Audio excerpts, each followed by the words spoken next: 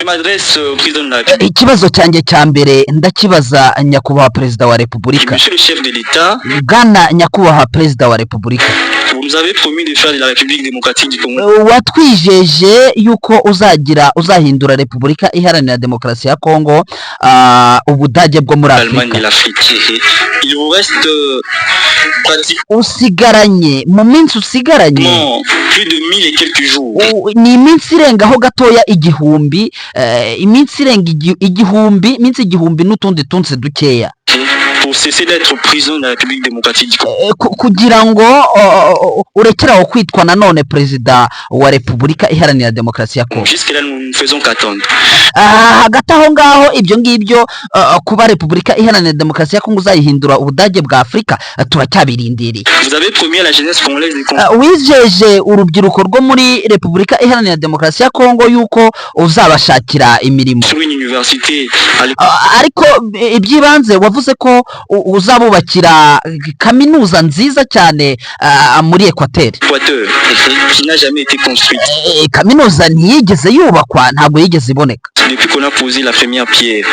kuva igihe mwashyiriyeho ibuye rya mbere ry'ifatizo cyangwa se ritangira Aujourd'hui, jusque là, on n'a pas construit. kugeza amagingo aya ngaya iyo kaminuza ntiyigeze yubakwa. Tu es de l'Équateur. Je ne suis pas none se ukomoka muri Equateur? de l'Équateur. oya ntabwo nkomoka muri Equateur, ariko ndavugira urubyiruko rwose rwo muri Kongo. Je parle pour la jeunesse congolaise qui est menti par le chef de l'État. C'est très bien ça. Lors de ibyo la ni byiza, ibyo ni sawa campagne présidentielle, monsieur le président, bwana nyakubahwa perezida wa repubulika, uribuka ko igihe wiyamamazaga hari de la icyo République, vous nous avez dit que vous allez donner du travail à tous les wavuze ko urubyiruko rwose uzarushakira imirimo yo gukora. jeunes.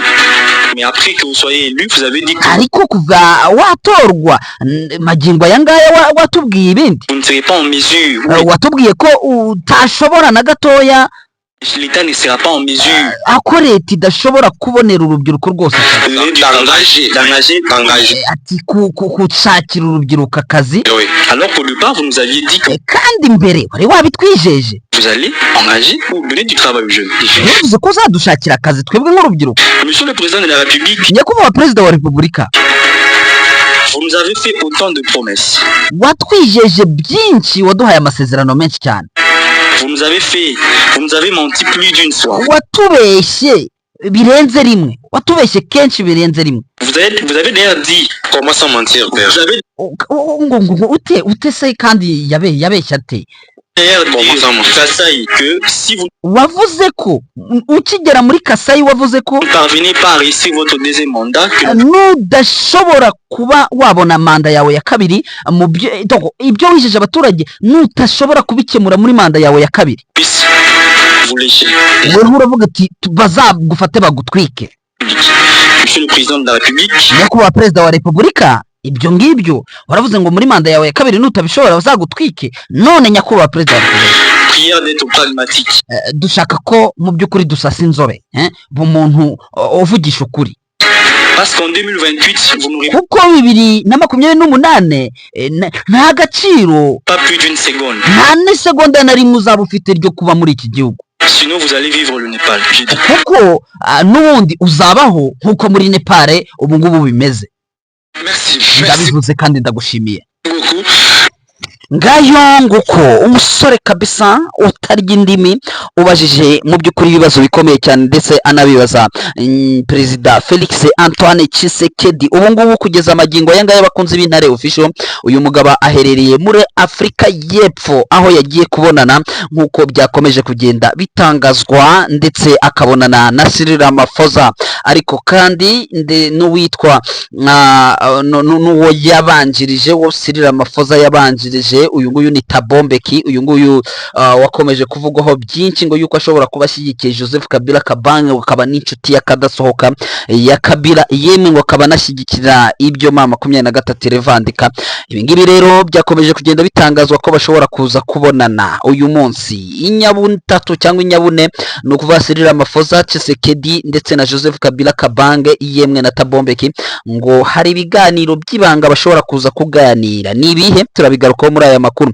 Teritwari ya Rucuro mu gace ka Bwalanda tugiye gusimbukiraho bita Bwalanda, tujyaho bita Somikivu, Gasharira, Katoro ndetse na Kilima, tubabwire uko situation ihagaze. Ku munsi w'ejo hagaragaye Wazalendo ndetse bamaze kuba binjira, byagenze bite, situation ihagaze ute magingo yangaya turabigarukaho. Ibiri kuvuga ko coalition ishobora kuba yafunguye inzira cyangwa se umuhanda wa Nyabyondo kugera Pinga, ni ukuvuga ngo Nyabyondo ikontororwa na mama 23, ariko kugeza amagingo yangaya ikitwa Pinga kiracyakontororwa na coalition ya leta.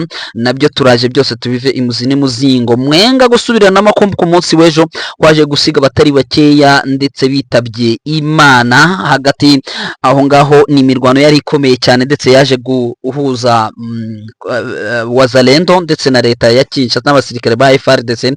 Byo turabigarukaho, turaza kwinaga ku kibuga cy'indege cya Bujumbura n'ubundi nacyo gikomeje kugenda kivugwaho byinshi nyuma yuko gikomeje kugaragara gihakingwa ku rwego rudasanzwe. Ariko kandi ku munsi w'ejo nk'uko twababwiye ko haje gushyirwaho ubuyobozi bushya ndetse bugizwe n'abasirikare kugira ngo bakomeze kwirinda uko kiriya kibuga cy'indege kitashobora gukomeza gushimutwa, ndetse bakaba bakigenzura ariko mu bundi buryo akaba atari bo bakigenzura. Nabyo turaje tubive umuzi n'umuzingo. Abadepite bo muri Maniema bakomeje gusebya bikomeye cyane inteko ishinga amategeko, aho bakomeje kugenda amajwi y'abacaracara ku mbuga nkoranyambaga bashwana bavuga ko barimo barapfa amafaranga. Ni ibintu mu by'ukuri navuga ko bidasanzwe, aho bavuga ko bari gupfa ibijyanye n'amafaranga 25,000. Ibyo nabyo turabigarukaho ndetse n'amakuru y'iki gitondo.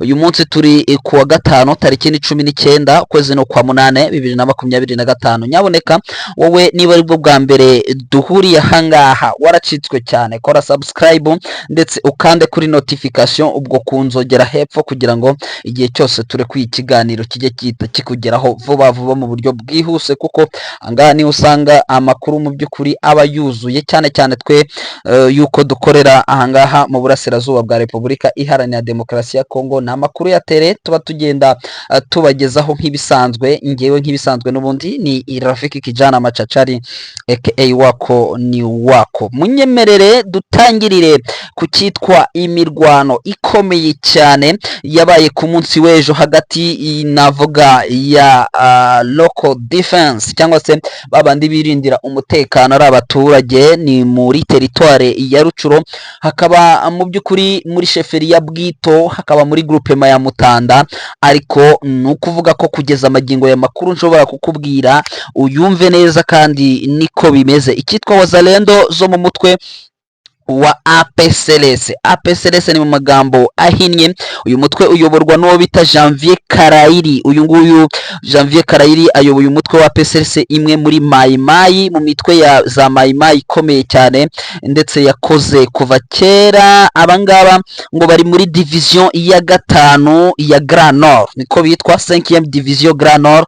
Abangaba bakaba bayobowe n'umu general nawe autoproclame ariko ukorera n'ubundi uyu Janvier Karayiri bakaba bamwita Fimbo Chance. Abangaba bagerageje kuva muri ya mashyamba n'ubundi bakunze kwishayishamo ndetse no mu mago, baracengera binjira mu gace ko bita Rwahanga. Ageze Rwahanga bahita bagera mu gace ko bita Bwalanda rero amakuru atugera tubwira ko force za mama 23 zitari ziherereye muri aka gace ka Bwalanda ndetse na Rwahanga, ahubwo abasirikare ba mama 23 bari baherereye mu misozi ya Gasharira, abandi baherereye aho bita Somikivu, abandi bari mu gace ko bita Katoro, abandi bari hariya ku musozi wa Kilima. Kilima ntabwo iri kure cyane iya Kibirizi. Abakunzi badukurikiye mwumve ko ibi ni ibice mu by'ukuri biri muri groupement ya Mutanda, akaba ari hafi, ntabwo ari kure cyane y'ikicaro cya sheferi ya Bwito. Tubibutse ko ikicaro cya sheferi ya Bwito giherereye hariya aho bita Gikuku. Kubazi Gikuku niho haherereye ikicaro, niho bavugaga ko ariho kwa Bugunda, dore ko ari wo wari umwami wa sheferi cyangwa se wa collectivité nk'uko babyitaga kera, wa collectivité ya Bwito. Force zamaze zaturutse Somikivu izindi zituruka Gasharira, izindi zituruka haruguru Katoro, izindi ziva aho bita Kirima. Bamanutse rero ndetse basa nk'abazingiye agace ka Bwaranda ndetse n'agace ko bita Rwahanga, aho izi wazalendo zari zakomeje kugenda zifata ndetse n'amavideo zivuga ko ngo zageze iwabo zidashobora kuzavamo. Abangaba rero tubibutse ko bagezemo, ariko kugeza amagingo yangaya ngo kikaba ari ikibazo gikomeye cyane kugira ngo abangaba basohokemo. Ubu ngubu amakuru angera harambwira ko wazalendo ba PSRS bahagotewe na n'ubu, hari mu masaha y'umugoroba bwije n'ubu muri iki gitondo barimo barabahiga. Amakuru aturuka hariya mu by'ukuri atariho ivumbi akavuga ko hashobora kuza gufatwa abatari bake kandi bose bafashwe imbumbe cyangwa se bafashwe rwa mikono uko bangana uko ariko kose, hanyuma tukaza kuba tubikurikira mu makuru yacu ari imbere. Ni imirwano mu by'ukuri bahageze bahasanze Local Defense nazo zibonye ubwinshi bwabo zisa nk'izisubiye inyuma gatoya, zisa n'izerekera muri axe ya za Kasharira, biza kurangira force zije ubu bagoswe inzira yo kunyuramo n'ubundi ikomeje kuba ikibazo kirekire. Benshi bakibaza bakavuga bati uyu Fimbo Chance ashobora kuba mu by'ukuri ari buze kuhasigara cyangwa se arongera akoreshe bwa buryo bwe bwo bajya bakoresha bwo kwihisha mu baturage. Ibi ngibi rero nabyo tubihanze amaso, turaza kuba tubibagezaho mu makuru yacu ataha. Munyemerere ahangaha ntabwo turi buhatinde, turahita dusimbukira ku biri kuvugwa ko coalition, ubwo yo tuvuze coalition nyaboneka mujye mwumva ko ni imitwe yose ya za Nyatura, Mai Mai n'abandi bibumbiye mu cyo bise wazalendo. Iryo zina niko baryise ariko ubundi ntago ribakwiriye, dore ko bazwiho ibikorwa by'urugomo ndetse n'ubusahuzi n'ubugizi bwa nabi. Rero izina wazalendo bisobanuye umwene gihugu cyangwa umukunzi w'igihugu cyiwe, bikaba bigoye cyane guhita wemeza 100% yuko iri zina ryari ribakwiriye. Aba biravugwa ko nyuma y'imirwano ikomeye cyane yagiye ibera za Kinyana, imisozi ya za Muzimu, wita za Gasenyera ndetse no mu tundi duce tugiye dutandukanye muri Kinyana, bikaza ndetse no guhitana abatari bakeya, ndetse ubwo ndimo ndavuga ku ruhande rwa wazalendo cyangwa se ku ruhande rwa za Nyatura, aho amakuru atubwira ko benshi muri bo nk'uko naganiraga na bamwe muri bo bavuga ko ngo bawuze inzira. Hari nk'abitwa ba Apollo kugeza amagingo ngo bawuze inzira ngo ukuntu ngo biripotinga, ariko kandi baba bafite n'ubwoba. Abo abitwa ba Bravo 5 baje kwitaba Imana mu minsi ishize, bazi uyu Bravo 5 akaba yitwa Sadiki, nawe akaba yari umu autoproclame muri bariya nawe, ariko amakuru akaba yaratinze kutugeraho yuko uyu nguyu nawe yaje kuba yivuganwa, nawe ni umu autoproclame cyo kimwe n'abandi bararasiwe mu mirwano n'ubundi ikomeje kubera muri ziriya axe zigiye zitandukanye. Ubu ngubu rero amakuru aravuga ko iyi coalition ishobora kuba yagarukanye imbaraga nyinshi igafungura agace ko bita Kinyaongo. Iyi Kinyaongo tubibutse ko itari kure y'agace ko bita Manyema. Manyema nyabona ntabwo ari Manyema y'intara, agace ko bita Imanyema, bo niko babivuga ngo ni Imanyema. Ubwo urumva ko ni nka Maniema ariko ubundi bashatse kuyita Maniema kubera ko hari n'uduce naho bita za Katanga, hari za Kinyana, hari aho bita kuri Goma, hari aho donc n'uduce twinshi muri ubwo buryo. Aka gace ka Kinyaongo rero kakaba mu by'ukuri kari kigaruwe na 23 kandi kakaba kanyuzemo umuhanda n'ubundi uturutse Nyabyondo ugakomeza ujya Pinga. Urujya n'uruza rwo kuva Nyabyondo ujya Pinga rwari rwahagaze, ndetse bivugwa ko n'abaturage batagitembera, biza kurangira 23 ihafashe. Gusa amakuru nagiye mbona ku binyamakuru n'ubundi bya bindi byandika bibogamye birimo nka za Actualité CD byaje kwandika ko ngo aka gace ka Kinyaongo ngo kaje kongera kwigarurirwa ngo na coalition, ngo ibi bikaba byatumye ngo urujya n'uruza hagati ya Nyabyondo, Mutongo, Pinga inzira ifunguka. Gusa tubibutse ko Nyabyondo tute cyangwa se yose ubwayo ikontororwa na Nyabyondo yose ikontororwa n'abarwanyi ba 23, ariko wazamuka waba urenze Rwibo warenga Rwibomo gatoya ukaba Rwibo nayo ikontororwa na M23, hanyuma ukahita ugera muri Axe zikontororwa na Janvier Karayiri. Ubwo turimo turavuga iyi Mutongo ndetse n'iyi Pinga, akaba ariyo masantere makuru navuga ko akontororwa n'iyi collectif yaba Zalendo cyangwa aba bamayimayi b'imitwe yose. Gusa kugeza amagingo ya makuru mfite kugeza ubu nuko mu by'ukuri ntibirasobanuka kuko agace ka Kinyawongo ndetse na Rukweti biracyagenzurwa na M23. Aya niyo makuru ya nyayo, ntibigeze basubira inyuma, baracyabikontorora kuko utwo duce twose tugikontororwa na M23. Ntabwo wavuga ko coalition yaba yafunguye uriya muhanda, n'ubundi umuhanda uracyafunze. Gusa kuba ufunze si uko M23 yaba yahageze, ahubwo kuba ufunzwe nuko hagikorwa ibintu by'amasuku ndetse n'amaoperasiyo agiye atandukanye. Ibi rero birasiga mu manegeka isantere ya Pinga cyangwa site ya Pinga, ikaba mu by'ukuri igiye gusigara ari nka cya giti kiba cyaratemwe imizi yose kigasigarana umuzi wo bita racine principale, kuko murabizi ko igiti kigira imizi myinshi ariko kikagira n'umuzi munini. Iyo racine principale navuga rero naho ihagaze honyine, kuko impande zose waturuka muri groupement ya Kisimba, wava muri groupement ya Ikobo, wagaruka hino mu bice birimo Masisi, hose urimo urasanga ari ibintu bitoroshye. Gusa kugeza amagingo yanga hitwa ku Hembe urugamba ho rurakomeje. Gusa Hembe nayo kugeza amagingo ya ndetse niyo bitabiriye biri arakontororwa na M23. So Pinga yo iri mu manegeka mw'abantu mwe, uko mbivuze nuko igisigaje sinkizi, ariko ni ibice hafi ya byose bikomeje kugenda bigenzurwa na M23. Katuve ahangaha duhite dusimbukira muri Mwenga ku munsi w'ejo ni muri Kivu y'Amajyepfo. Gusa amakuru mfite angeraho arambwira ko ingabo z'u Burundi ziramutse zizamuka ku bwinshi zerekera mu bice bigiye bitandukanye ndetse bituwemo n'abanyamurenge. Ingabo z'u Burundi zerekeje mu Minembwe kuyigabamo ibitero ziturutse mu Bibogobogo muri teritwari ya Fizi mu ntara ya Kivu y'Amajyepfo, mu gihe mu by'ukuri ni mu gice kigenzurwa n'ihuriro rya Repubulika Iharanira Demokarasi ya Kongo.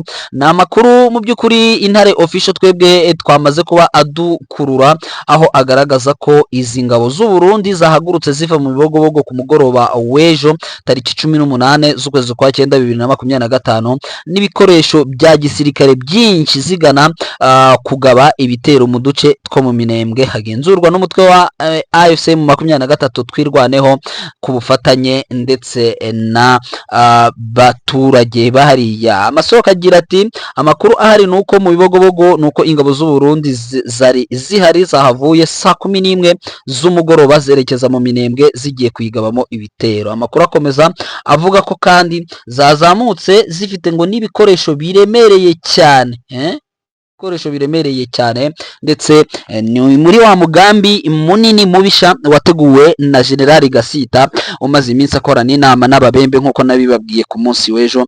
Rero ngo akaba yarakoresheje yaratanze n'amafaranga kugira ngo akomeze yemerwe. Ibyo byose rero turakomeza kugenda tubikurikiranira hafi. Leta ya Repubulika Iharanira Demokarasi ya Kongo yategetse cyangwa se yasabye ihuriro rya Alliance Fleuve Congo kuyiha abakomando iheruka kunguka barenga 7,000 mu gihe itabikoze ngo ikayirega kuri Leta Zunze Ubumwe za Amerika. Aya makuru rero nagiye nyakurikira nkayirengagiza kuko arasekeje.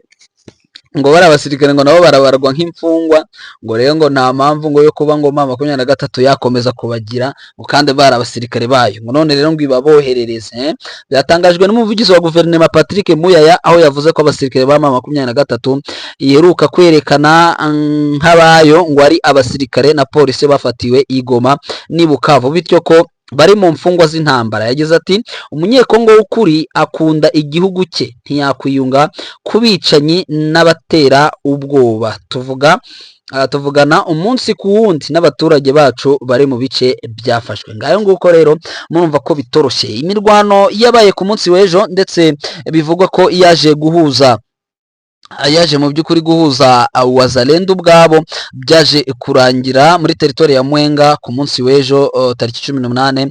Abazalendo bararwanye ku rwego rukomeye cyane mu bayobowe n'uwo bita General Marayika n'abandi bayobowe n'uwo bita General Autoproclamé Nyakiriba. Amakuru atubwira ko 8 ari bo bapfuye ku mpande zombi, ndetse ngo bukaba bukeye, ndetse ngo n'abasivile ngo bakaba barahakomerekeye kugeza magingo aya ngaya. Ibyo ngibyo akaba ari byo dukomeje kugenda dukurikirana. Gusa uyu Nyakiriba iwe haratwitswe, ndetse n'abaturage bo muri biriya bice muri Mwenga baza nabo kwicwa nk'uko bikomeje kugenda bitangazwa. Hanyuma ikibuga cy'indege cya Bujumbura nyaboneka gikomeje kuba ikibuga cy'indege. Iki kibuga nakigarutse ku munsi w'ejo nsobanura ukuntu Perezida Neva yashyizeho umuyobozi muri Lieutenant Colonel aza kumushyiraho ngo niwe ugiye kugihagararira, ngo kubera ko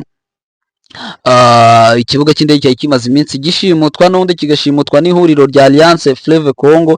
Ndimo ndabona bya bifoto bya ba mercenaires b'Abanyakolombia bafashwe